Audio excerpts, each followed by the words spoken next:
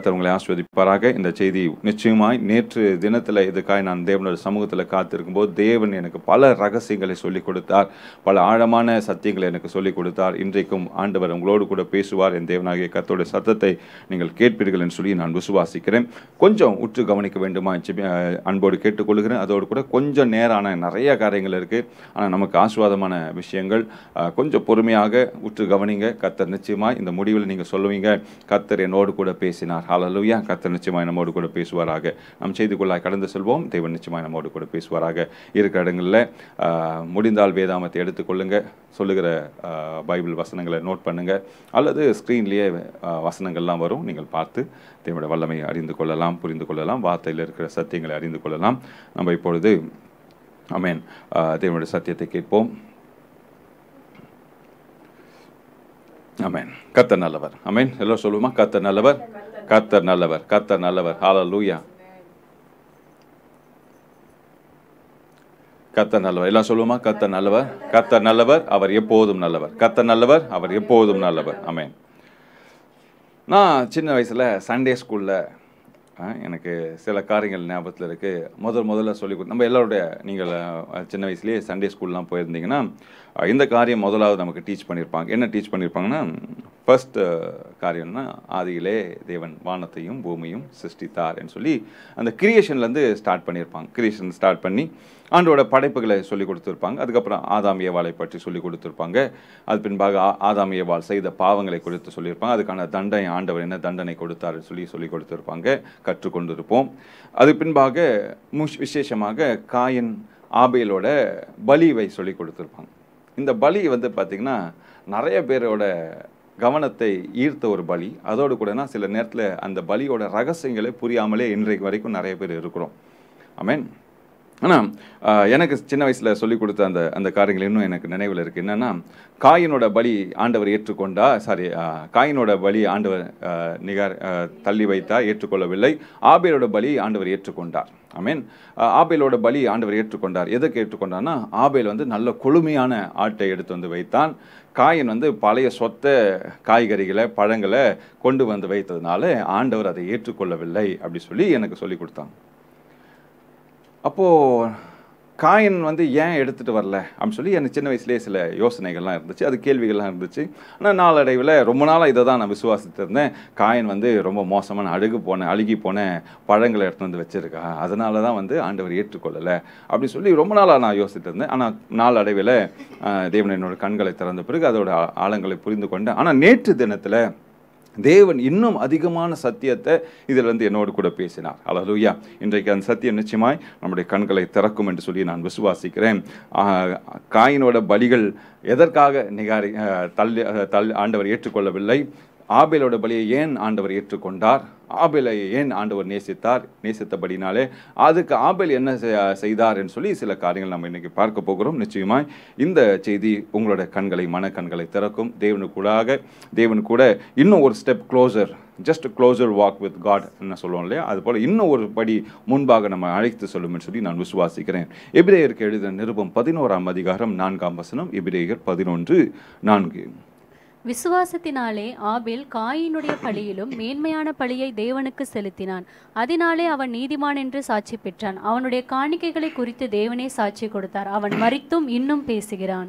நேற்று தினத்தில் நாம் பார்த்தோம், பலிகளினான முக்கியத்துவத்தை நாம் பார்த்தோம். பலியில் என்ன இருக்கு, எதனால இயேசு சாமி பலியாய் மாறினார், எப்படி நம்முடைய பாவத்திலிருந்து விடுதலை ஆனோம் என்று சொல்லி நேற்று நல்ல கிளியரான ஒரு விளக்கத்தை ஆண்டவர் கொடுத்தார். இன்றைக்கு இந்த மேன்மையான பலி என்றால் என்ன? நீங்கள் வாசித்தபோது, விசுவாசத்தினாலே ஆபேல் காயினுடைய பலியிலும் மேன்மையான பலியை தேவனுக்கு செலுத்தினான்.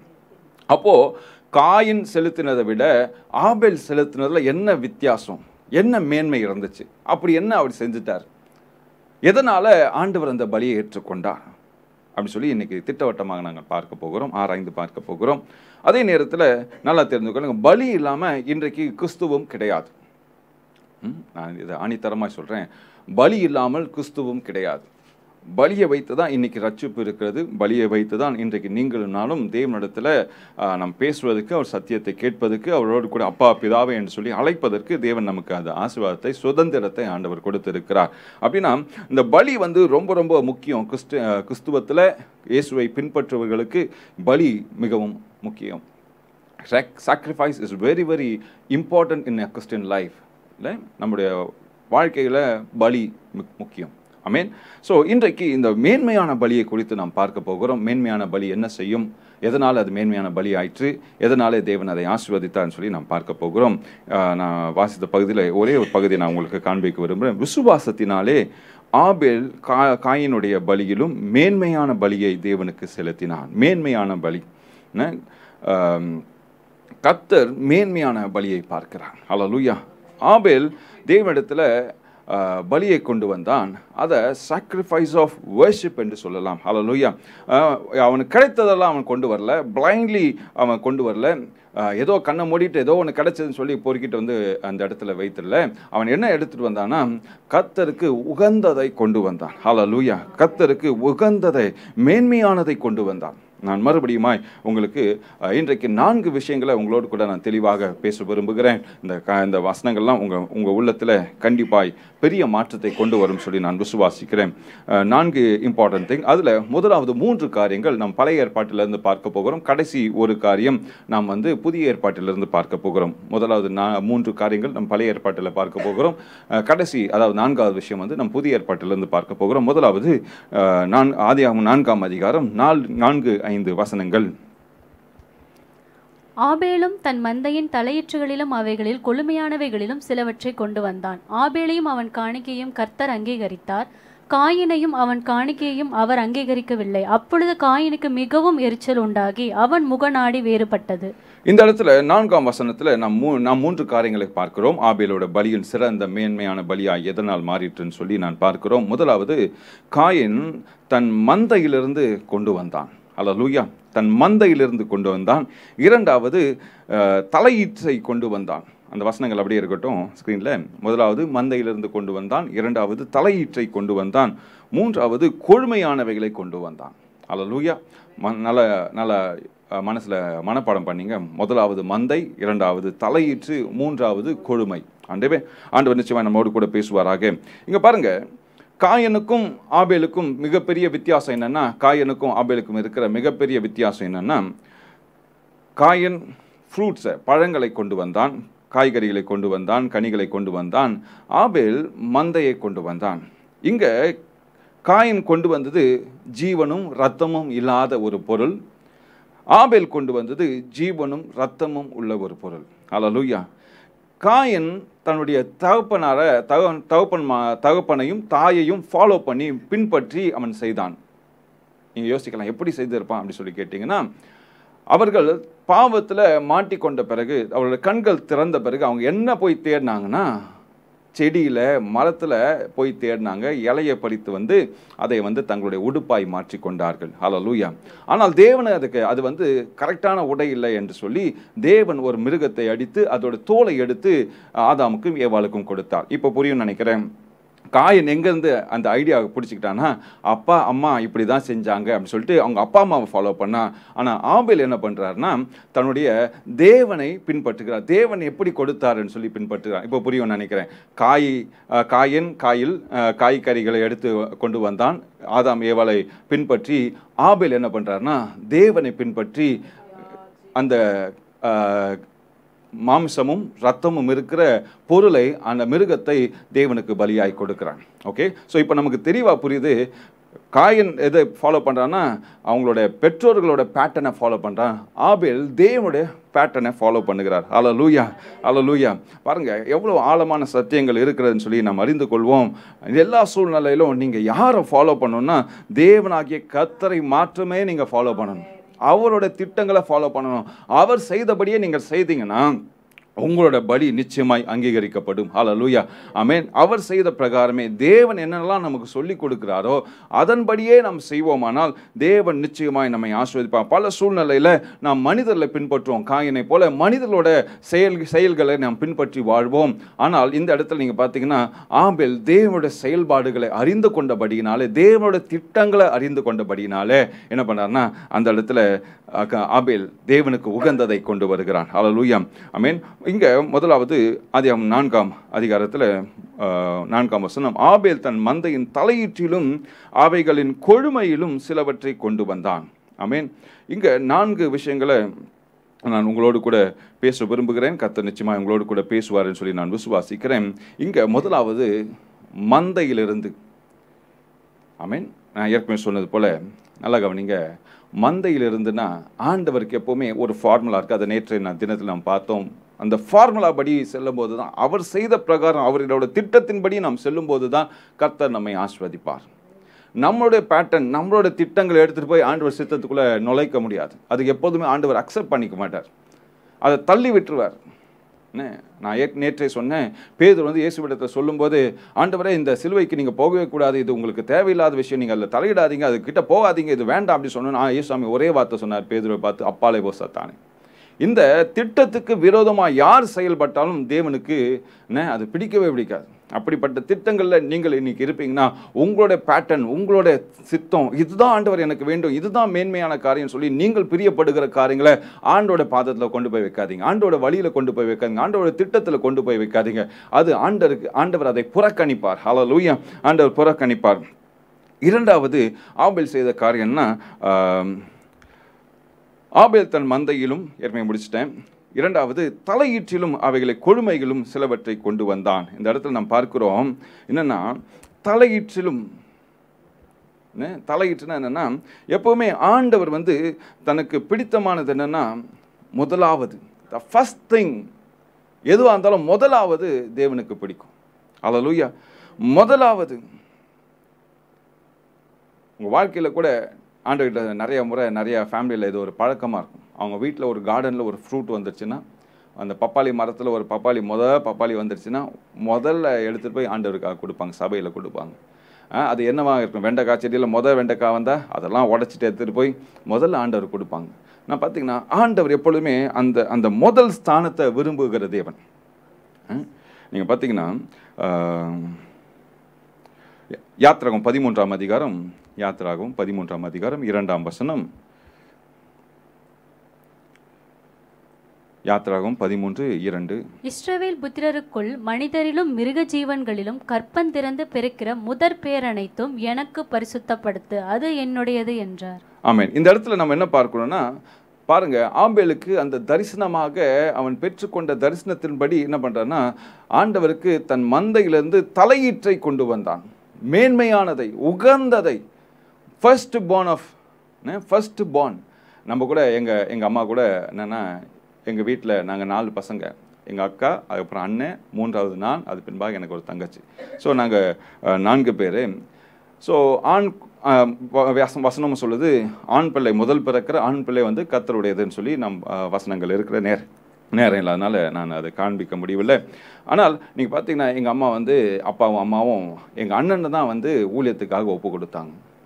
ஊழியத்துக்காக ஒப்பு கொடுத்து அதுக்காக தான் அவங்க பிரயாசப்பட்டாங்க. ஆனால் என்னன்னு தெரியல, கர்த்தர் என்னை தெரிந்து கொண்டார், ஆண்டவர் என்ன ஊழியத்தில் கொண்டு வந்தார். இப்போ பார்த்தீங்கன்னா நாங்கள் குடும்பமாக இணைந்து தேவனுடைய ஊழியத்தை செய்கிறோம்.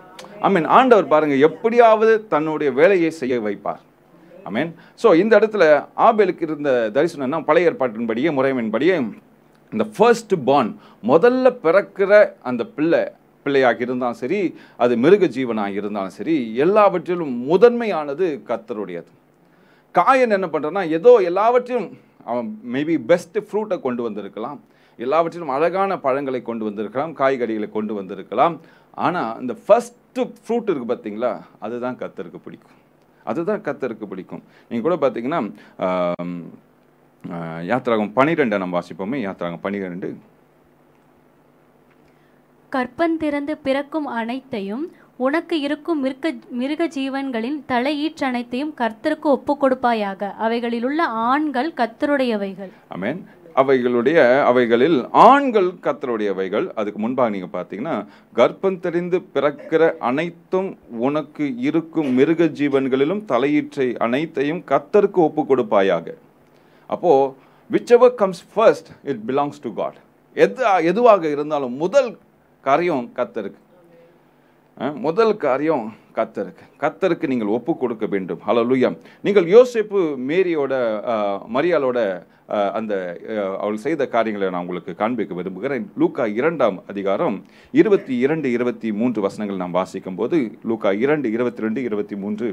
மோசேயின் நியாய பிரமாணத்தின்படியே அவர்களுடைய சுத்திகரிப்பின் நாட்கள் நிறைவேறின போது முதற்பேரான எந்த ஆண் பிள்ளையும் கர்த்தருக்கு பரிசுத்தமானது எண்ணப்படும் என்று கர்த்தருடைய நியாய பிரமாணத்தில் எழுதியிருக்கிறபடி அவரை கர்த்தருக்கென்று ஒப்பு கொடுக்கவும். பாருங்க, நேற்று தினத்துல எல்லா முறைமையின்படி இயேசு கிறிஸ்து மேன்மையான பலியாய் மாறினான்னு சொல்லி நம்ம வாசிக்கிறோம்.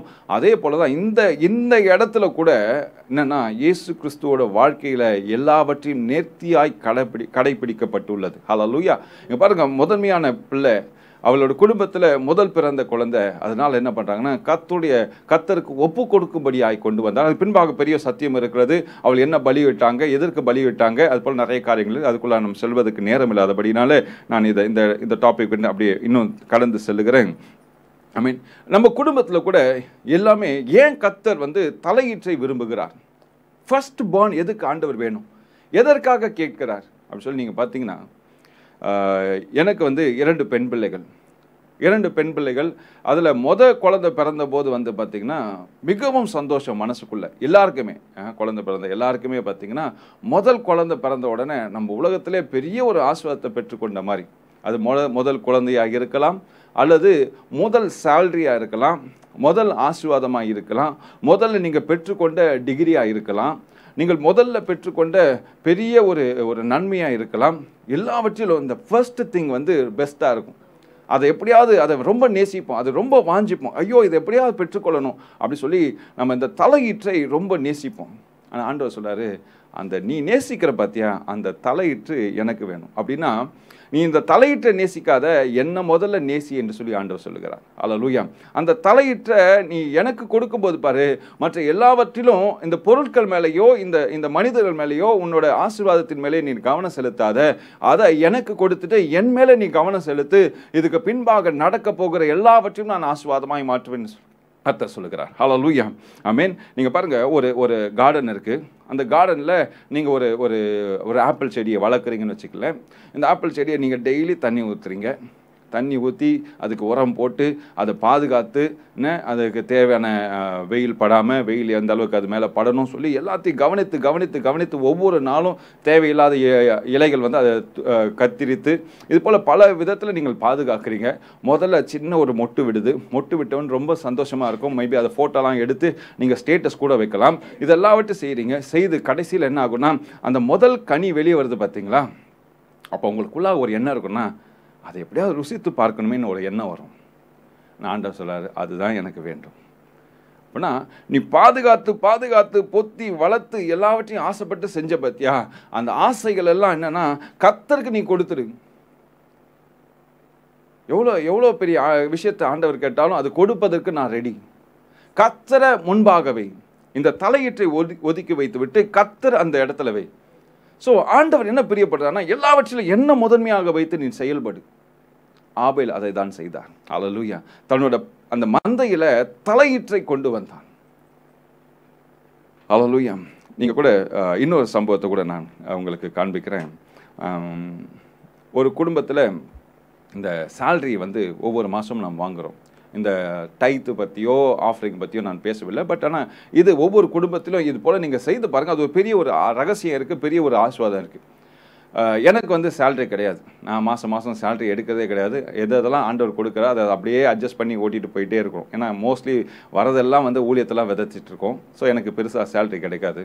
ஆனால் என் மனைவிக்கு சேலரி கிடைக்கும். மாதம் சேலரி வரும். சேலரி வந்த உடனே வேலை அப்படி உள்ள கிரெடிட் ஆன உடனே வேலையாக என்ன பண்ணேன்னா, ஊழியத்துக்கு அந்த 10ல் 1 பங்கு வந்துடும், போயிடும். ஃபஸ்ட்டு வேலை வேறு எதுக்கும் கிடையாது, முதல்ல இதை செஞ்சிடுவோம். அது மாத்திரம் இல்லை, நான் எப்படின்னா மாதம் தொடங்கின உடனே என்னுடைய முதல் செலவு ஊழியத்துக்காக மட்டும்தான் இருக்கும். ஊழியத்துக்காக செலவு பண்ணும். ஃபர்ஸ்ட் திங், வருஷம் முதல்ல பிறந்த உடனே ஃபஸ்ட்டு என்னோட அக்கௌண்ட்லேருந்து போகிறதோ இல்லை என்னோட கையிலேருந்து போகிறதோ முதல்ல ஆண்டவருக்காக இருக்கும். ஊழியத்துக்காகவோ ஆண்டவருக்காக முதல் வேலை அது செய்வோம். செய்கிறதுனால தான் பாருங்கள், ஆண்டவர் பல விதத்தில் நம்மை ஆசீர்வதித்து வருகிறார். நீங்கள் காணிக்க கொடுக்கல, அது வேறு விஷயம். பட் ஆனால் உங்கள் வாழ்க்கையில் எல்லாவற்றிலும் தேவனை மேன்மைப்படுத்துங்க, முக்கியப்படுத்துங்க, அவருக்காக கொடுங்க. இன்னொரு விஷயத்தையும் நான் உங்களுக்கு சொல்கிறேன். நேற்று தினத்தில் ஒரு பர்த்டே பார்ட்டி நடந்துச்சு. இந்த பர்த்டே பார்ட்டி மட்டும் இல்லை, எல்லா பிறந்தநாள் விழாக்களிலும் கேக் வெட்டுவது நமக்கு பழக்கம். அங்கே ஒரு பிள்ளை கேக் வெட்டுதுன்னு வச்சுப்போமே, அல்லது ஒரு கணவனோ மனைவியோ கேக் வெட்டுறாங்க, மனைவி வெட்டுறாங்கன்னு வச்சு, இல்லை கணவன் வெட்டுறாரு, கணவன் கேக் கட் பண்ணுறாரு. கட் பண்ணும்போது அங்கே மனைவி பக்கத்தில் இருக்காங்க, மனைவியும் கூட நிற்கிறாங்க. இப்படி சொன்னால் தான் ரொம்ப கரெக்டாக புரியும். மனைவி பக்கத்தில் இருக்காங்க. இவர் கேக் கட் பண்ணுங்க முதல் பீஸை எடுக்கிறார். எடுத்துகிட்டு மற்றவங்க எல்லாருக்கும் ஊட்டுறாரு. எல்லாருக்கும் ஊட்டிட்டு கடைசியில் மிச்ச மீதியை எடுத்து அவரோட ஒய்ஃபுக்கு கொடுக்குறார். கொடுத்து அந்த ஒய்ஃப் அக்செப்ட் பண்ணுவாங்களா? பண்ண மாட்டாங்கல்ல. அப்போது நம்ம எல்லாருமே எதிர்பார்க்குறோன்னா அந்த ஃபர்ஸ்ட் பீஸ் கட் பண்ண உடனே யாருக்கு கொடுக்கணும்? மனைவிக்கு கொடுக்கணும், ஒய்ஃபுக்கு கொடுக்கணும், அப்புறம் பிள்ளைகளுக்கு கொடுக்கணும், அப்புறம் அவங்களை சுற்றி இருக்கிற மற்ற எல்லாருக்கும் பகிர்ந்து கொடுக்கணும். அப்போது இந்த ஃபர்ஸ்ட் பீஸ் யாருக்கு போகணும்? ஏன் அவங்க கேக் சாப்பிட்டதே கிடையாதா? கேக் பார்த்ததே கிடையாதா? கேக்கு பார்த்துருக்காங்க, எல்லாம் தெரியும் கேக் எப்படி இருக்கும். கேக்கு செய்கிறவங்க அவங்க மனைவி கேக்கு செய்யவும் முடியும். ஆனாலும் தன் கணவனோட அன்பு முதல்ல எனக்கு தான் கிடைக்கும். இப்போ நமக்கு தெளிவாக புரியும் ஏன் கர்த்தர் அந்த தலையீற்றை கேட்கிறார். Because God wants to be in the first place of everyone's life. Hallelujah. மனுஷனுடைய எல்லா திட்டத்திலும், எல்லா செயல்பாடுகளிலும், எல்லா வழிகளிலும் கர்த்தர் முதன்மையாய் நிற்க வேண்டும் என்று சொல்லி ஆண்டவர் பிரியப்படுகிறார். அதோட என்ன, சங்கீதம் 24:1 பூமியும் அது நிறைவும் உலகும் அதில் உள்ள குடிகளும் கர்த்தருடையது. எல்லாமே அவருடையது தான். நீங்கள் கொடுக்குற சின்ன காணிக்கையினால கர்த்தருடைய ராஜ்யம் அப்படியே பெருசாக கட்டப்பட போதா? கிடையாது. பட் உங்களுடைய அன்பை ஆண்டவர் எதிர்பார்க்கிறார், உங்கள் உள்ளத்தின் வாஞ்சை ஆண்டவர் எதிர்பார்க்கிறார். ஆபேல் தன்னுடைய தலையீற்றி கர்த்தருக்கு கொடுத்தான். ஹல்லேலூயா, ஹல்லேலூயா. கர்த்தர் நல்லவர். அதனால தான் இன்னொரு விஷயத்தை நான் இதில் ஆட் பண்ணுறேன். இந்த தலையீட்டில் நீதிமொழிகள் 8:17 நாம் வாசிக்கிறோம். நீதிமொழிகள் 8:17 என்னை சிநேகிக்கிறவர்களை நான் சிநேகிக்கிறேன், அதிகாலையில் என்னை தேடுகிறவர்கள் என்னை கண்டடைவார்கள். என்னை சிநேகிக்கிறவர்களை நான் சிநேகிக்கிறேன், அதிகாலையில் என்னை தேடுகிறவர்கள் என்னை கண்டடைவார்கள். ஹல்லேலூயா. அப்போ ஒவ்வொரு நாளும், ஒவ்வொரு மாதம் காணிக்க மட்டும் கர்த்தருக்கு கிடையாது. ஒவ்வொரு நாளும் கர்த்தருக்கு தான் முதல் குட் மார்னிங் நீங்கள் வைக்கணும். ஹல்லேலூயா. கர்த்தருக்கு தான் முதல் குட் மார்னிங். எழுந்தவன ஐயோ இன்னைக்கு இந்த பிரச்சனை இருக்கேன்னு அப்படி சொல்லி எழுந்திருக்காதீங்க. கண்ணை திறந்த உடனே சொல்லுங்க, ஆண்டவரே இந்த நாளுக்காக நன்றி ஆண்டவரே. Good morning Lord. ஆண்டவரே குட் மார்னிங். காலை வணக்கம் ஆண்டவரே. இந்த காலையை ஆசீர்வாதமாய் மாற்றி கொடுத்ததுக்காக நன்றி. இந்த முதல் நாளில், முதல் வேலையில், முதல் அதிகாலையில் உம்மை நான் தேடுகிறேன். அப்படி தேடும்போது பாருங்க, தேவன் உங்களுக்கு ஆசீர்வாதத்தை கொடுக்கிற தேவனாய் இருக்கிறார். பல விதமான ஆசீர்வாதங்களை உங்களை ஆண்டவர் கொடுப்பார். முதல் தலையீற்று மந்தையிலிருந்து கொண்டு வந்தான். இரண்டாவது தலையீற்றை கர்த்தருக்கு கொடுத்தான். மூன்றாவதாக ஆபேல் தன் மந்தையிலும் தலையீற்றிலும் அவைகளின் கொழுமையிலும் சிலவற்றை கொண்டு வந்தான். அல்லேலூயா. இப்போ ஃபேட், கொழுமை சிறந்தது. லேவியராகமும் 3:17 லேவியராகமும் 3:17 கொழுப்பையாவது இரத்தத்தையாவது நீங்கள் புசிக்கலாகாது. அப்படியே தொடர்ந்து லேவியராகமும் 7:23 நீ இஸ்ரவேல் புத்திரரோடு சொல்ல வேண்டியது என்னவென்றால், மாடு, ஆடு, வெள்ளாடு என்பவைகளின் கொழுப்பை நீங்கள் புசிக்கலாகாது. ஹல்லேலூயா, ஆமென். ஸோ இந்த இடத்துல கர்த்தர் ஏன் அந்த கொழுமையில் பிரியப்படுகிறார்?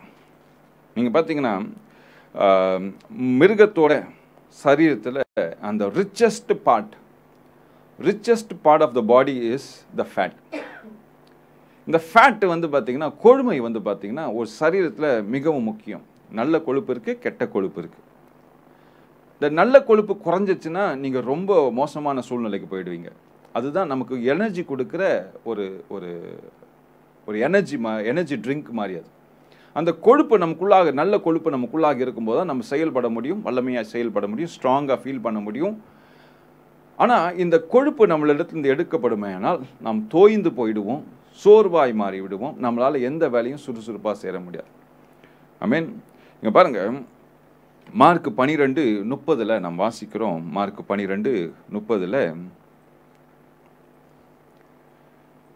உன் தேவனாகிய கர்த்தரிடத்தில் உன் முழு இருதயத்தோடும் உன் முழு ஆத்துமாவோடும் உன் முழு மனதோடும் உன் முழு பலத்தோடும் அன்பு கூர்வாயாக என்பதே பிரதான கற்பனை.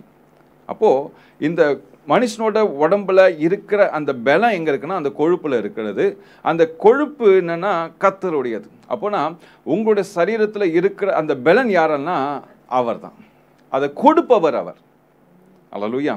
இங்க பாருங்க, முழு பலத்தோடு அன்பு கூறுவாயாக என்பது பிரதான கற்பனை. அப்போ ஆண்டவர் நம்ம எப்படி சேவிக்கணும்னா, எப்படி அவரை கனப்படுத்தணும், எப்படி பலி செலுத்தணும், நம்ம முழு பலத்தோடு முழு இருதயத்தோடு முழு ஆத்மாவோடு அவரை மனதார அவரை சேவிக்கணும். அப்போ ஆபேல் கொண்டு வந்ததுன்னா கர்த்தருக்கு உகந்ததை, பெஸ்ட் திங், அந்த மிருகத்துல முக்கியமான ஒரு பொருள் கர்த்தருக்கு கொண்டு வந்தார். அதனால்தான் ஆபேலோட பலி ஆசீர்வாதமான பலியாய் மாறினது. அல்லேலூயா. ஆமென், ஆமென். நீங்கள் கூட பார்த்தீங்கன்னா ஒவ்வொரு இடத்துலையும் அந்த பெஸ்ட் திங்கை ஆண்டவர் கேட்பார். எல்லாவற்றிலும் நீங்கள் பார்த்தீங்கன்னா பல இடத்துல ஆண்டவர் தமக்கு அந்த பெஸ்ட்டு வேணும் சொல்லி ஆசைப்படுவார். நீங்கள் சபைக்கு போகும்போது பாருங்கள், எப்போவுமே இது ஒரு சின்ன ஒரு ஃபார்முலாவாக வச்சுங்களேன். சபைக்கு போகும்போது ஆண்டவரை தொழுது கொள்வதற்காக உங்களோட மேக்கப் போடுறீங்களோ இல்லையோ, மேக்கப் கர்த்தர் அதை பார்க்க மாட்டார். ஆனால் உங்களை நீங்கள் ப்ரெசன்டபுளாக ஆண்டவருக்கு கொண்டு போங்க. ப்ரெசன்டபுளாக நல்ல துணி போடுறீங்க, அதெல்லாம் வேறு விஷயம். பட் நீங்கள் போகும்போது அந்த சோர்வான முகம், அப்படியே தோய்ந்து போன முகம், ஆராதனையில் கையை தூக்க சொன்னால் கூட தூக்க முடியாத ஒரு கை, எழுந்து நிற்க சொன்னால் அப்படியே சொங்கி போய் உட்காந்து இருக்கிற ஒரு சரீரம், அப்படி போகவே போக ஆண்டவர்கிட்ட போங்கன்னா பிரிஸ்காக போங்க, பலத்தோட போங்க. ஆண்டவர் என்ன கேட்குறான்னா, அவங்க முழு பலத்தோட என்ன தெழுது கொள்ளுப்பா, முழு பலத்தோட வா. அதுக்கு நீங்கள் உங்களால் எழுந்து நிற்க முடியலாம் கூட பரவாயில்ல, நான் எழுந்து நிற்கிறேன் அப்படி சொல்லி எழுந்து நில்லுங்க. நிற்க முடியாதுன்னு தொடர்ந்து நிற்பீங்க. ஹல்லேலூயா. மூட்டு வலியோடு போனீங்கன்னா ஆண்டவரை வலிச்சாலும் பரவாயில்ல, ஆண்டவரை எனக்கு இருக்கிற கொஞ்சம் பலத்தோட நான் எழுந்து நிற்கிறேன் ஆண்டவரை. God always want the respect. உங்கள்கிட்ட அந்த மரியாதையை எதிர்பார்க்கிறார், கனத்தை எதிர்பார்க்கிறார். நீங்கள் கொடுக்க முழு இருதயத்தோடு, எனக்கு வலிச்சாலும் பரவாயில்ல, என் சரீரத்தை நான் கேர் பண்ணலை ஆண்டவரை, என்னோட முழு கவனத்தையும் முழு சிந்தையும் முழு பலத்தையும் உங்களுக்கு நேராக நான் செலுத்துகிறேன். அதனால தான் ஆபேலோட பலி உகந்த பலியாகி மாறினது, மேன்மையான பலியாகி மாறினது. அல்லேலூயா, அல்லேலூயா. ஆமென். சில இதை கொஞ்சம் டாபிக் வெளியே போகிறேன். சிலர் பார்த்தீங்கன்னா இந்த புல்பிட்டில் ஷூ போட்டுட்டு நிற்பாங்க. அது எனக்கு கொஞ்சம் கூட பிடிக்காத ஒரு காரியம். பெட்ரூமில் நீங்கள் ஷூ போட்டுட்டு சுற்றுவீங்களா? சுற்ற மாட்டீங்க. ஆனால் அந்த புல்பிட்டில் சில ஊழியர்கள் செய்கிறாங்க, இது போல் செய்கிறாங்க. அவளை பார்த்தாலே எனக்கு ரொம்ப கோபம் வரும். அவங்க ஷூ போட்டுக்கனால இல்லை, அவங்க இருதயத்தில் இருக்கிற அந்த அகங்காரத்தை குறித்து எனக்கு கோபம் வரும். ஏன்னா கர்த்தர் தனக்கு எல்லா மரியாதையும் எதிர்பார்க்கிறார், கனத்தை எதிர்பார்க்கிறார். ஷூ போட்டுக்கனால என்ன ஆகிட போகுதுன்னா, மோசவிடத்தில் ஆண்டவர் சொன்னார், உன் காலை நீ கழட்டி வைத்து வா, இது பரிசுத்த பூமி என்று சொல்லி ஆண்டவர் சொன்னார். அப்போது நம்மளுடைய உள்ளம், அஃப்கோர்ஸ் செருப்பு பரிசுத்தமாக இருக்குது, அது வேலை விஷயம். ஆனால் நம்மளோட உள்ள அழுக்கோடு போகக்கூடாது. ஆனாலும் மற்றோடைய பார்வைகள் நம்ம மேலே இருக்கிறது. அப்போது கர்த்தருக்கு நாம் என்ன செலுத்தணுமோ அது உகந்ததாக செலுத்தணும், மரியாதையோடு செலுத்தணும். நான் ஒரு பெரிய ஒரு கடைக்கு போயிருந்தேன், துணி கடைக்கு. அந்த துணி கடைக்கு எல்லாருமே பெரிய பெரிய ஆட்கள் வராங்க, காரில் தான் வருவாங்க எல்லாருமே அந்த ஸ்டோருக்கு. மிகப்பெரிய ஸ்டோர்ஸ், விலை உயர்ந்த பட்டு சாரிகள் அந்த கடையில் கிடைக்கும். அப்போது அவங்க வெளியவே ஒரு போர்டு வச்சுருக்கான், ரிமூவ் யுவர் ஃபுட்வேர்ஸ்ன்னு சொல்லி போட்டு வச்சுருக்கான். வெளியே கடைக்கு வெளியவே காலணிகள் போட்டு உள்ளே வரக்கூடாது சொல்லி வெளியே ஒரு போர்டு வைக்கப்பட்டிருக்கு. அது மாத்திரம் இல்லை, அந்த செருப்பெல்லாம் வைப்பதுக்காக ஒரு ரேக்கே இருக்குது, அதுக்கு ஒரு செக்யூரிட்டி வேறு. நம்ம செருப்பெல்லாம் ஒரு இடத்துல வச்சுட்டு அதுக்கு ஒரு டோக்கன் வர தரேன், அந்த பத்திரமான டோக்கன் வச்சுட்டுனா போகும்போது அந்த குறிப்பிட்ட அந்த இடத்துலேருந்து எடுத்து கொடுக்கும். நல்லா கவனிங்க, பெரிய பெரிய ஆட்கள் வராங்க, வசதி வாய்ப்புகள் உள்ள ஆட்கள். அங்கே போர்டு போட்டிருக்கான், செருப்பு உள்ளே போட்டு போகக்கூடாது, எல்லாவற்றையும் கழட்டி வைத்துட்டு, செருப்பு எல்லாத்தையும் கழட்டி வைத்துட்டு அதுக்கப்புறம் தான் உள்ளே போகிறாங்க. பெரிய ஸ்டோர், 2-3 மாடி ஃப்ளோர். அதில் செருப்பு இல்லாமல் தான் நடக்கணும். துணி கடை.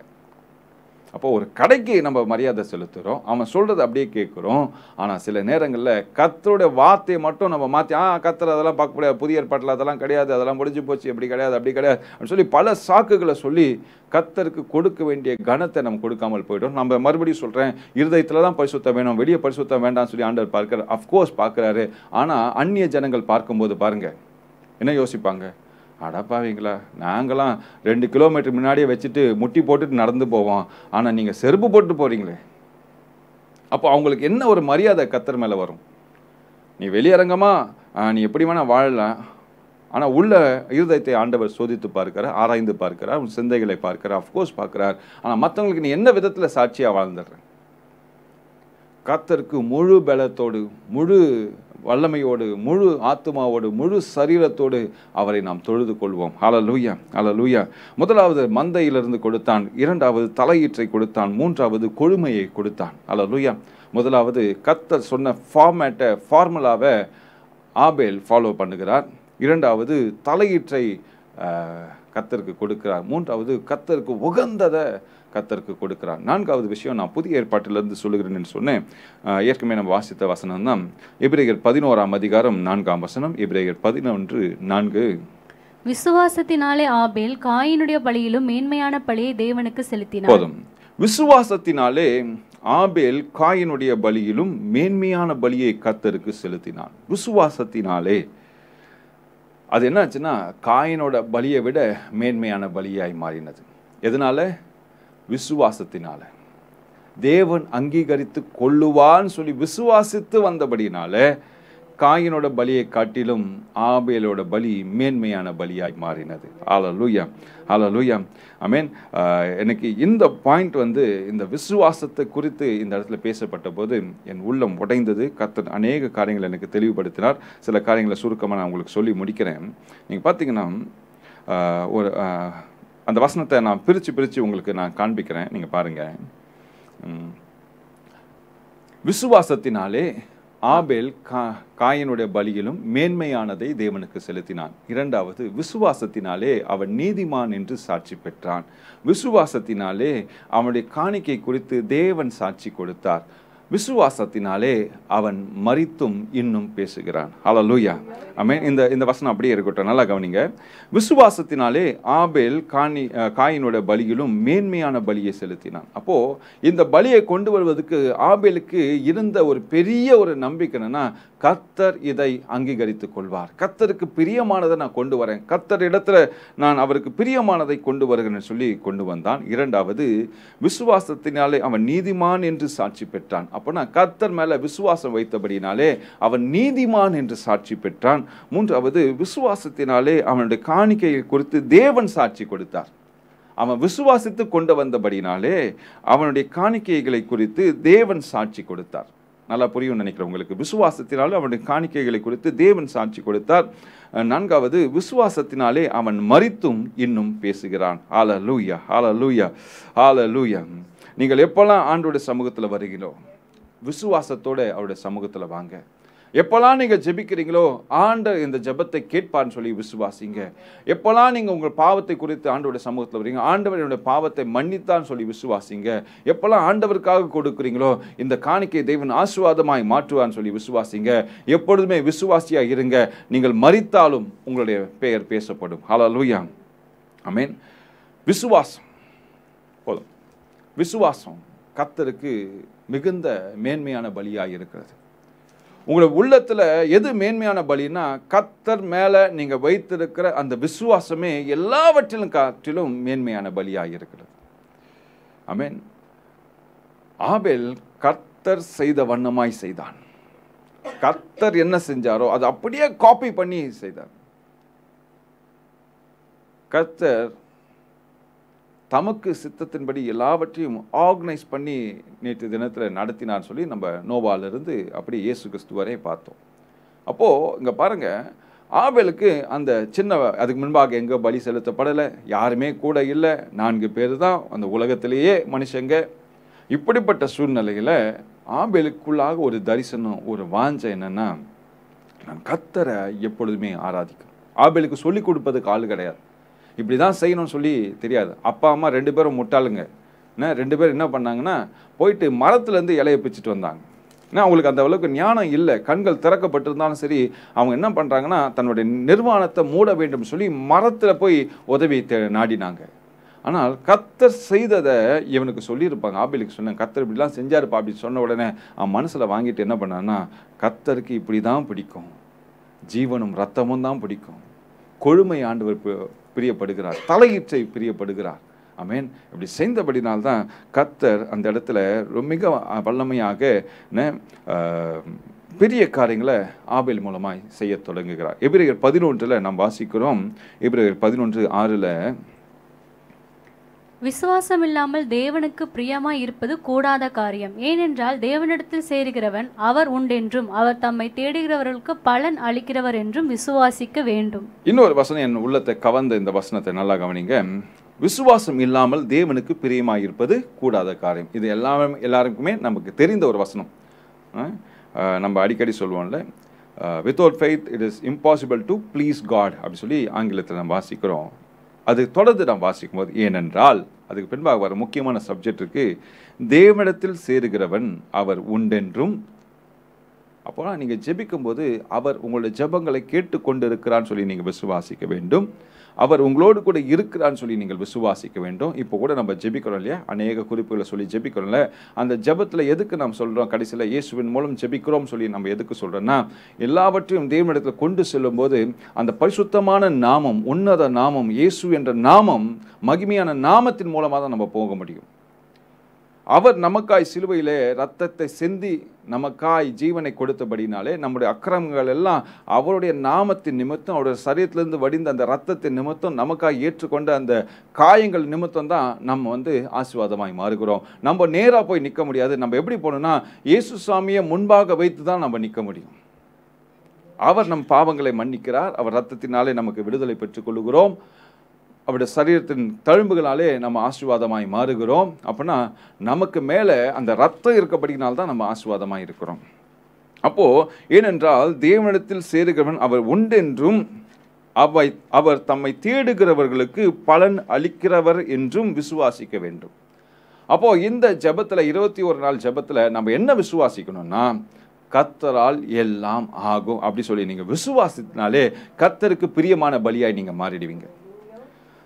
ஆபேல் செய்த முக்கியமான ஒரு காரியம்னா, நம்ம எபிரேயர்ல வாசித்த விசுவாசத்தினாலே அவன் செய்த எல்லாமே பார்த்தீங்கன்னா விசுவாசத்தினாலே. மறுபடியும் அந்த கார்டை போடுங்களேன் ப்ளீஸ். அவன் செய்த எல்லாமே விசுவாசத்தினாலே செய்தான். விசுவாசத்தினாலே ஆபேலுடைய காணிக்கை காயினின் காணிக்கையிலும் மேன்மையான பலியாய் மாறினது. விசுவாசத்தினாலே, அவன் விசுவாசபடியினாலே அவன் நீதிமானாய் மாற்றப்பட்டான். அல்லேலூயா. விசுவாசத்தினாலே அவனுடைய காணிக்கை அவனுடைய காணிக்கையை குறித்து தேவன் சாட்சி கொடுத்தார். விசுவாசத்தினாலே அவன் மரித்தும் இன்னும் பேசுகிறான். அல்லேலூயா, அல்லேலூயா. இது எங்க எழுதப்பட்டிருக்குன்னா, எபிரேயர் புஸ்தகத்தில் ஆபேல் கொல்லப்பட்டு பல ஆண்டுகள் கழித்து, பல ஆயிரம் ஆண்டுகள் கழித்து பேசப்படுகிற வார்த்தைகள் என்ன சொல்றாங்கன்னா, உலகம் தோற்றும் போது நடந்த ஒரு சம்பவம் இன்னைக்கு எத்தனையோ ஆண்டுகள் கழித்தும் இன்றைக்கு நாம் ஆபேலோட பலியை குறித்து பேசுறோம்னா, ஆபேல் தன் உள்ளத்துக்குள்ளாக விசுவாசத்தை, அந்த விசுவாசத்தினாலே இன்றைக்கு ஆபேலை குறித்து நாம் பேசுகிறோம். அப்போ நல்ல கவனிங்க. அப்போ ஆபேலுக்குள்ளாக முக்கியமா இருந்த என்ன ஒரு நன்மையான காரியம்னா, அந்த மேன்மையான பலி என்னன்னா ஆபேலோட விசுவாசம். ஹல்லேலூயா. அதனால்தான் நம்மளை விசுவாசி என்று சொல்லி அழைக்கிறோம். விசுவாசினா என்ன? கர்த்தர் மேல நம்பிக்கை. நீங்க இந்த வசனத்தை நிறைய நேரம் நீங்க தியானித்து பாருங்க. எபிரேயர் 11:6 எபிரேயர் 11:6 விசுவாசம் இல்லாமல் தேவனுக்கு பிரியமாய் இருப்பது கூடாத காரியம். நீங்க விசுவாசிக்காம கர்த்தர் இதை செய்வார் அப்படி சொல்லி நீங்க அந்த ஆசீர்வாதத்தை பெற்றுக்கொள்ளவே முடியாது. விசுவாசிச்சாதான் கர்த்தர் உங்களோட வாழ்க்கையில எல்லாவற்றையும் செய்ய முடியும். விசுவாசம் இல்லாமல் நீங்கள் ஒன்றையும் பெற்றுக்கொள்ள முடியாது, ஒரு நன்மையும் பெற்றுக்கொள்ள முடியாது. அல்லேலூயா. அது தொடர்ந்து நீங்க பாருங்க. ஏனென்றால் தேவனிடத்தில் சேருகிறவன் அவர் உண்டென்றும் அவர் தம்மை தேடுகிறவர்களுக்கு பலன் அளிப்பார் என்றும் விசுவாசிக்க வேண்டும். அவர் நிச்சயமா உதவி செய்வான்னு சொல்லி விசுவாசிக்கணும். அப்படி விசுவாசிச்சாதான் உங்களோட வாழ்க்கை ஆசீர்வாதமா மாறும். என்ன ஜெபிக்கும்போது என்ன யோசிக்கணும்? அவர் கேட்டுக்கொண்டு இருக்கிறார், அவர் என் மத்தியில் இருக்கிறார், அவர் எனக்கு உதவி செய்வார், அவர் பலன் அளிப்பார், அவர் எல்லாவற்றையும் பார்த்து கொள்வார், அவர் எல்லாவற்றையும் எனக்காக செய்வார், அவர் என்னோடு கூட இருக்கிறார் அப்படி சொல்லி எல்லாவற்றையும் நீங்கள் விசுவாசிக்கணும். அப்படி விசுவாசித்து ஜெபித்தா மாத்திரம்தான் உங்களோட பலி மேன்மையான பலியாய் மாறும். முதல் தலையீற்றை கொடுத்தான், மந்தையிலிருந்து கொடுத்தான், தன்னோட சந்தோஷத்தை, தன்னோட ஸ்ட்ரென்த்தை கர்த்தருக்கு கொடுத்தான், பெஸ்ட் திங்கை கர்த்தருக்கு கொடுத்தான். அதுக்கு மேலாக தன்னுடைய விசுவாசத்தினாலே எல்லாவற்றையும் கொடுத்தான். இந்த விசுவாசம் மட்டும் இல்லாமல், நல்லா யோசிங்க, நல்லா கவனிங்க, விசுவாசம் இல்லாமல் ஆபேல் என்ன உகந்த பலியை கொண்டு வந்தாலும் அது வீணா மாதிரி இருக்கும். தலையீற்று கொண்டு வந்திருந்தாலும் சரி, உகந்ததை கொண்டு வந்திருந்தாலும் சரி, மாம்சம் சதையுமாய் கொண்டு வந்திருந்தாலும் சரி, ரத்தமாய் கொண்டு வந்திருந்தாலும் சரி, இந்த விசுவாசம் இல்லாமல் கொண்டு வந்ததுனால்தான் ஆபேலோட பலி மேன்மையான பலியாய் மாறினது, காயனோட பலி அங்கீகரிக்காமல் போகப்பட்டது. அப்போது நமக்குள்ளாக கிறிஸ்துவலாகிய நமக்கு எது மேன்மையான பலினா அந்த விசுவாச பலியே மேன்மையான பலி. அல்லேலூயா. கர்த்தர் மேலே விசுவாசித்து நீங்கள் செய்யுங்க, கர்த்தரை நம்பி எல்லாவற்றையும் செய்யுங்க, கர்த்தர் என்னோடு கூட இருக்கிறான்னு சொல்லி விசுவாசித்து செய்யுங்க. இது நேற்று தினத்தில் நான் தியானிக்கும் போது பாருங்க, கர்த்தர் என்னோடு கூட பேசினார். பல சூழ்நிலையில் இதெல்லாம் நடக்குமா அப்படி சொல்லி சில யோசனைகள் நமக்குள்ளாக எங்கேயோ ஒரு இடத்துல தட்டிடும். இருந்தாலும் ஜெபிப்போம்.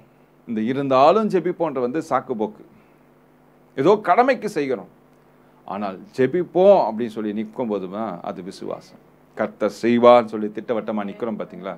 கர்த்தர் எப்போ செய்வார்னு செய்வார் தெரியாது, ஆனால் கண்டிப்பாக செய்வார்னு தெரியும். இன்றைக்கு கூட உங்கள் வாழ்க்கையில் நீங்கள் பார்த்து கொண்டு இருக்கிற அவமானங்கள், துன்பங்கள் நிச்சயமாய் நீங்கும். எப்போ நீங்கும் தெரியாது, ஆனால் நிச்சயமாய் நீங்கும். அதான் விசுவாசம். கர்த்தர் செய்வார், கர்த்தர் செய்வார், கர்த்தர் எனக்காக யுத்தம் செய்வார், கர்த்தர் எனக்காக எல்லாவற்றையும் பார்த்து கொள்வார், கர்த்தர் எனக்கு முன்பே செல்லுகிறார் அப்படி சொல்லி எல்லாவற்றிலும் எல்லா பகுதியிலும் நீங்கள் கர்த்தரை முன்பாக கொண்டு வரணும். விசுவாசத்தில் கொண்டு வரணும், உங்களோட மந்தையிலிருந்து கொண்டு வரணும், உங்களோட முதல் பலனை கொண்டு வரணும், உங்களோட முழு பலத்தோடு நீங்கள் கொண்டு வரணும். இதோடு கூட விசுவாசத்தோடு நீங்கள் செல்லும்போது கர்த்தர் உங்களை ஆசீர்வதிப்பார். கடைசி பாயிண்ட்டு, விசுவாசத்தினாலே அவன் மரித்தும் இன்னும் பேசுகிறான். அப்போது நல்லா கவனிங்க, நாம் எத்தனை ஆண்டுகள் உயிரோடு வாழ்வோம் நமக்கு தெரியாது. ஒரு கர்த்தருடைய பிள்ளைகளுக்கு மிகப்பெரிய ஆசீர்வாதம் என்னன்னா, மரித்த பின்பும் அவனுடைய பெயர் பேசப்பட வேண்டும். அல்லேலூயா. அதுதான் பெரிய ஒரு சாட்சி. இந்த சாட்சியுள்ள வாழ்க்கை எப்படி வரும்னா, இந்த விசுவாசத்தினால தான் சாட்சியுள்ள வாழ்க்கையும் வரும். விசுவாசத்தினாலே அவன் மரித்தும் இன்னும் பேசுகிறான். அல்லேலூயா. ஆபேலோட விசுவாசம் இன்னைக்கும் பேசப்படுகிறது. ஏன்னா அவன் விசுவாசத்தபடினால, அவன் கர்த்தரோட மேல பற்றுதா இருந்தபடினால, கர்த்தரை விசுவாசித்து செய்தபடினால இன்னும் பேசப்படுகிறான். அதே போலதான் நீங்களும் நானும் பல சூழ்நிலையில ஒரு விசுவாச வாழ்க்கை வாழணும்னு வச்சிங்களேன், நம்மளுடைய பெயர் நம்ம மரணத்தோட முடிஞ்சு போயிடும். மரித்து கொஞ்ச நேரம் அழுவாங்க, அழுது பெட்டியில் வச்சு அடக்கம் பண்ண உடனே மறந்துடுவாங்க. ஒரு மனுஷனுக்கு மிகப்பெரிய ஆசீர்வாதம் என்னன்னா, நம்ம மரித்தும் நம்மை குறித்து பேசப்படும், நல்ல வலிது விதத்தில் பேசணும். அதுதான் முக்கியம். எல்லாரை பற்றி பேச, அட படுவா இப்படிலாம் வாழ்ந்தான், அப்படியே போயிட்டான் அப்படி பேசுவாங்க, பேசிகிட்டே இருப்பாங்க. அப்படி ஒரு மனுஷன் வாழ்ந்தான், ஐயோ அவனை மாதிரி ஒரு மோசமான மனுஷன் இல்லை, 10 வருஷம் கழிச்சு கூட பேசுவாங்க. அப்படி பேசுறது ஆசீர்வாதம் கிடையாது. எப்படி பேசணும்னா, இப்படி ஒரு மனுஷன் வாழ்ந்தான், அவன் நல்ல வழிகளை எனக்கு சொல்லி கொடுத்தான், நல்ல பாதைகளை என்னை வழி நடத்தினான், எனக்கு ஆசீர்வாதத்தை எப்படி பெற்றுக்கொள்ளணும்னு சொல்லி கொடுத்தான், பரிசுத்தத்தில் எப்படி நடக்கணும்னு சொல்லி கொடுத்தான், என்னை ஆசீர்வாதமான பாதையில் அழைத்து செல்லும்படியாக உதவி செய்தான், என்னோடு கூட கர்த்தரை குறித்து அதிகமாய் பேசினான், கர்த்தர் மேலே எப்படி விசுவாசமாக இருக்கணும்னு சொல்லி கொடுத்தான் அப்படின்னு சொல்லி நம்மை குறித்து என்ன பண்ணணும்னா, நம்ம மூலமாக கர்த்தர் மகிமைப்படணும். அப்படி ஒரு பிள்ளையாக நம்ம மாறணும். எல்லாவற்றையும் நம்ம குறித்து அவங்க சோத்திரம் சொல்லணும், கர்த்தருக்கு நன்றி சொல்லணும். அப்பா இப்படிப்பட்ட ஒரு மனுஷன் எனக்கு கொடுத்தீங்களா, அதுக்காக நன்றி. இப்படி ஒரு ஐக்கியத்தை எனக்கு கொடுத்தீங்களா, அதுக்காக நன்றி. இப்படிப்பட்ட ஒரு மனுஷனோட கூட பழகுவதற்கு எனக்கு வாய்ப்புகளை கொடுத்தீங்கன்னா கர்த்தரே உமக்கு நன்றி. நமக்கு நன்றி செலுத்த வேண்டாம், நம்மளை வைத்து கர்த்தருக்கு நன்றி செலுத்தணும். நம்ம ஒரு ஸ்டெப்பிங் ஸ்டோனாக இருக்கணும். எல்லாரோட வாழ்க்கையில் நம்ம ஒரு ஸ்டெப்பிங் ஸ்டோன், பிளாக்கிங் ஸ்டோனாக எப்போவுமே இருந்துடக்கூடாது. மற்றவங்களை அடைச்சிக்கிட்டு நான் விட மாட்டேன், நான் தான் முதல்ல நிற்பேன் அப்படி சொல்லி இருக்கக்கூடாது. மற்றவங்க ஏறி செல்வதற்கு நாம் ஸ்டெப்பிங் ஸ்டோனாக இருக்கணும். அதனால தான் நீங்கள் பார்த்தீங்கன்னா இந்த 21 நாட்களும் அறிமுகம் இல்லாத அநேகருக்கு நாங்கள் வாய்ப்புகளை கொடுத்துட்ருக்கோம். அநேகர் இந்த இந்த இந்த 21 நாட்களும் புது புது முகங்கள்லாம் வர்ஷிப் லீட் பண்ணுறாங்க, செய்தி கொடுக்குறாங்க. சிலர் இதை குறித்து கிண்டல் பண்ணலாம், கேலி பண்ணலாம். அதுக்கெல்லாம் நான் கவலைப்படலை. ஏன் இந்த வாய்ப்புகள் எல்லாருக்கும் கொடுக்கணும்னா, இதுக்கு முன்பாக அவங்களெல்லாம் கொஞ்சம் டெஸ்ட் பண்ணி அவங்களெல்லாம் செக் பண்ணிவிட்டு அவங்க எப்படியெல்லாம் பண்ணுறாங்க கொஞ்சம் எல்லாம் பார்த்துட்டு அவங்க ட்ரெயின் ஆனவங்கெல்லாம் பார்த்துட்டு தான் நாங்கள் உள்ளே அனுப்புகிறோம். எல்லாரையுமே உள்ளே அனுப்பிடலை. ஆனாலும் மற்றவங்களுக்கு ஒரு வாய்ப்பு கொடுக்கலன்னு வச்சுங்களேன், அதுக்கு பின்பாக எப்படி வாய்ப்பு கிடைக்கும்? எனக்கு கூட முதல்ல என்னோட முதல் பெரிய வர்ஷிப்பில் நான் நிற்கிறேன். நான் சின்ன சின்ன சபையில் சின்ன குழுவில் அப்படி தான் நான் வர்ஷிப் லீட் பண்ணிகிட்டு இருந்தேன். என்னோட மிகப்பெரிய முதல் வாய்ப்பு என்னென்னா, எனக்கு நல்லா ஞாபகம் இருக்குது. அந்த வாய்ப்பு என்னோட நண்பர், அவர் என்னோட சீனியர் ஆக்சுவலாக, பால் அன்பரசுன்னு சொல்லிட்டு உங்கள் எல்லாருக்குமே தெரியும். தினத்தந்தி ஆஃபீஸ், எக்மோர் தினத்தந்தி ஆஃபீஸ்க்கு எதிரில் இருக்கிற பெரிய சபை, கர்க் கத்தீட்ரல் சொல்லி உங்கள் எல்லாருக்கும் தெரியும். அந்த சபையில் போதகராக இருக்கிற என் நல்ல நண்பர் பால் அன்பரசுன்னு சொல்லிட்டு என்னுடைய நண்பர். அப்போது அவர் என்ன சொன்னார்னா, பெரிய கான்ஃபரன்ஸ், பாஸ்டர்ஸ் கான்ஃபரன்ஸ், இந்தியாவிலேருந்து 1000க்கும் மேற்பட்ட போதகர்கள் கூடுகிற ஒரு இடம்.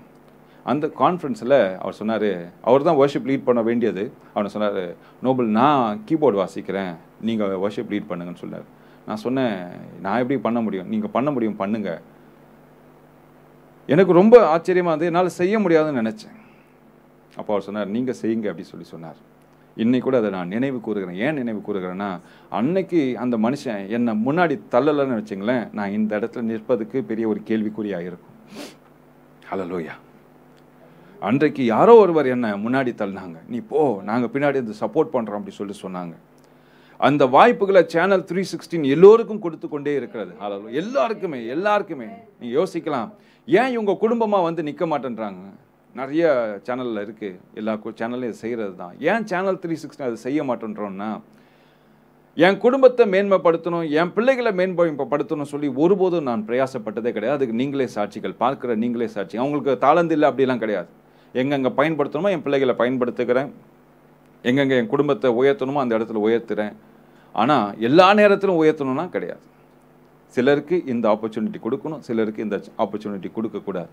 சிலருக்கு நான் இப்படி புஷ் பண்ணணும், சில செய்ய மாட்டேன்னு சொல்லுவாங்க, நான் புஷ் பண்ணி நீ பண்ண முடியும் பண்ணு அப்படி சொல்லி தள்ளி விட்டுருக்கேன். நான் எங்கள் கூட இருக்கிற அருமையான தம்பி ஸ்டீஃபன், இன்னைக்கு கூட கீபோர்டு அவர் தான் வாசித்தார். அவர் சொன்னார், அண்ணா நான் பண்ண முடியாதுண்ணே, பயமாக இருக்கண்ணே அப்படின்னு. நீ பண்ண முடியும், உனக்கு இருக்கிற தாளந்து எனக்கு தெரியும், நீ பண்ணுன்னு சொல்லி புஷ் பண்ணேன். புஷ் பண்ண பிறகு அவன் வர்ஷிப் முடித்த பிறகு அநேக ஃபோன் கால்ஸ் எனக்கே வந்துச்சு, அண்ணா இந்த தம்பி நல்லா பண்ணுறான், இவனை யூஸ் பண்ணுங்கண்ணே அப்படி சொன்னாங்க. இப்போ பாருங்கள், எல்லோருக்குமே நம்ம வந்து ஒரு ஸ்டெப்பிங் ஸ்டோனாக இருக்கணும், பிளாக்கிங் ஸ்டோனாக ஒருபோதும் இருக்கக்கூடாது. ஆமென். சில நேரத்தில் எனக்குள்ளேயும் சில குறைகள் இருக்கலாம், சில மனஸ்தாபங்கள் மற்றவர்களுக்கு இருக்கலாம். பட் அதை குறித்தே நான் யோசிச்சிட்டே இருந்தேன்னா மற்றவங்க யாருமே நான் வளர்க்க முடியாமலே போயிடும். என்னோடு கூட இருக்கவங்க எல்லாருமே சேர்ந்து இந்த கனமான ஊழியத்தை செய்ய வேண்டும். ஹல்லேலூயா. இதுதான் கர்த்தருடைய திட்டம். ஒரு மனுஷனால கர்த்தருடைய ராஜ்யத்தை கட்ட முடியும்னு நினைச்சீங்கன்னா நிச்சயமாக கட்ட முடியாது. அப்போனா கர்த்தர் 12 சீஷர்களை வச்சே முடிச்சுட்டு இருப்பார் எல்லாற்றையும். எதுக்கு அந்த ப்ராசஸ், அந்த வேலை, கடினமான வேலை இன்றைக்கு வரைக்கும் நம்ம மேலே தொடர்ந்து கொண்டே இருக்குன்னா, நமக்கு அப்புறம் நம்ம சந்ததி இந்த வேலைகளை செய்யணும். இதுதான் கர்த்தருடைய திட்டம். அப்போது நம்ம அடுத்த தலைமுறைகளை உருவாக்கி கொண்டே இருக்கணும், அடுத்த வருகிறவர்களை உருவாக்கி கொண்டே இருக்கணும். மரித்தும் இன்னும் பேசுவான். ஹல்லேலூயா. அப்படின்னா என்ன அர்த்தம்னா, நம்ம குறித்து, நம்ம செய்த ஊழியத்தை குறித்து மரித்தும் பேசப்படணும். இப்படிலாம் ஒரு பாஸ்டர் இருந்தாருப்பா, அவர் இன்னும் எங்களுக்கு உதவி செய்தார், இப்படிலாம் எங்களை வழி நடத்த, இப்படிலாம் கண்டித்து வழி நடத்தினா, இப்படிலாம் ஸ்ட்ரிக்டாக பேசுவார். எங்கள் பாஸ்டர் குறித்து இன்னைக்கு கூட நாங்கள் சில இடத்துல மேன்மை பாராட்டுவோம். அதே போல் நீங்களும் சொல்லலாம், எனக்கும் தெரிஞ்ச பாஸ்டர் ஒருத்தர் இருந்தார், அவர் எங்களுக்கு இப்படிலாம் சொல்லி கொடுத்தாரு, வசனத்தை சொல்லி கொடுத்தார், விசுவாசத்தை சொல்லி கொடுத்தார், இப்படிலாம் செய்யணும் சொல்லி கொடுத்தார் அப்படி சொல்லி அநேக தேவ மனுஷர்களை குறித்து நாம் இன்றைக்கும் மேன்மை பாராட்டுங்க. ஏன் மேன்மை பாராட்டோம்னா, அவங்க விசுவாசத்தில் வாழ்ந்தாங்க, அந்த விசுவாசத்தை நமக்குள்ளாக விதைத்தார்கள். நாம் என்ன பண்ணுறோம், மற்றவர்களுக்கு அந்த விசுவாசத்தை விதைக்கணும். அப்போ தான் ஆபேல் செய்தது போல நம்முடைய பலி உகந்த பலியாய், மேன்மையான பலியாய் மாறும். அருமையான சகோதரனே, சகோதரியே, இந்த வேளையில கர்த்தர் நம்ம உள்ளத்தில் விதைப்பது என்னன்னா, மரித்தும் நாம் பேசப்பட வேண்டும், மரித்தும் நாம் பேசப்பட வேண்டும். உங்களோட வாழ்க்கை முடிஞ்ச பிறகு கூட இப்படிதான் ஒரு மனுஷன் வாழ்ந்தான், அவன் எங்களை வல்லமையாய் எங்களுக்கு வழிகளை சொல்லி கொடுத்தான், ஆண்டோட ரகசியங்களை சொல்லி கொடுத்தான், திட்டங்களை சொல்லி கொடுத்தான் சொல்லி நம்மை குறித்து பேசப்படணும். அதுதான் நம்மளோட வாழ்க்கைக்கான முக்கியமான ஆசீர்வாதமான நோக்கம். பெருமையா பேசுவதில்லை, நம்மை குறித்து பேசணும், நல்ல விதத்தில் பேசணும். நம்மளை பெருமை பாராட்டுறது வேண்டாம். இந்த மனுஷன் எங்களுக்கு வழிகளை சொல்லி கொடுத்தான், இந்த மனுஷன் கர்த்தரை சொல்லி கொடுத்தான், கர்த்தரோட வழியை சொல்லி கொடுத்தான். நீங்கள் பார்த்தீங்கன்னா எல்லாருக்குமே ஒரு குரு இருப்பாங்க. குரு இந்த சென்ஸ் டீச்சர் இருப்பாங்க. எனக்கும் சில டீச்சர்ஸ் இருக்காங்க, உங்களுக்கும் சில டீச்சர்ஸ் இருக்காங்க. நல்ல டீச்சர்ஸும் இருக்காங்க, கெட்ட டீச்சர்ஸும் இருக்காங்க. நம்ம அடிக்கடி மேன்மை பாராட்டுவது யாருன்னா அந்த நல்ல டீச்சர்ஸை பற்றி. எனக்கு இதெல்லாம் சொல்லி கொடுத்தாங்கப்பா, எனக்கு இதெல்லாம் வழிகளை காமிச்சாங்கப்பா, இப்படிலாம் செய்யணும்னு சொல்லி கொடுத்தாங்கப்பா. அதுதான் கர்த்தருக்கு பிரியம். அவன் மரித்தாலும் இன்னும் பேசப்படுகிறான். எதனாலனா அவன் விசுவாசித்து செய்தபடினாலே. ஆபேலை குறித்து நீங்கள் பார்த்தீங்கன்னா வெரி ஃபியூ வேர்ட்ஸ் தான் பைபிளில், ரொம்ப ரொம்ப குறைவான வசனங்கள் தான் நீங்கள் பார்க்க முடியும்.